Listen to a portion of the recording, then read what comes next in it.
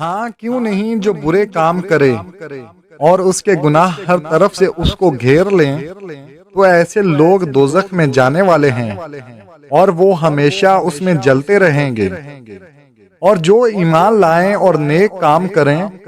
وہ جنت کے مالک ہوں گے اور ہمیشہ اس میں عیش کرتے رہیں گے۔ اور جب ہم نے بنی اسرائیل سے عہد لیا کہ اللہ کے سوا کسی کی عبادت نہ کرنا اور ماں باپ اور رشتہ داروں اور یتیموں اور محتاجوں کے ساتھ بھلائی کرتے رہنا اور لوگوں سے اچھی باتیں کہنا اور نماز پڑھتے اور زکوٰۃ دیتے رہنا، تو چند آدمیوں کے سوا تم سب اس عہد سے منہ پھیر کر پلٹ گئے۔ اور جب ہم نے تم سے عہد لیا کہ آپس میں کشت و خون نہ کرنا اور اپنوں کو ان کے وطن سے نہ نکالنا، تو تم نے اقرار کر لیا اور تم اس بات کو مانتے بھی ہو۔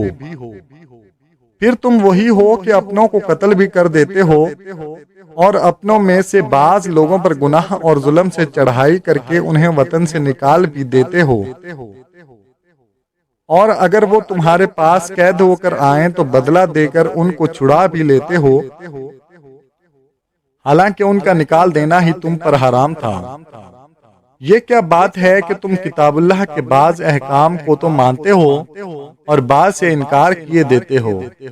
تو جو تم میں سے ایسی حرکت کریں ان کی سزا اس کے سوا اور کیا ہو سکتی ہے کہ دنیا کی زندگی میں تو رسوائی ہو اور قیامت کے دن سخت سے سخت عذاب میں ڈال دیے جائیں۔ اور جو کام تم کرتے ہو اللہ ان سے غافل نہیں۔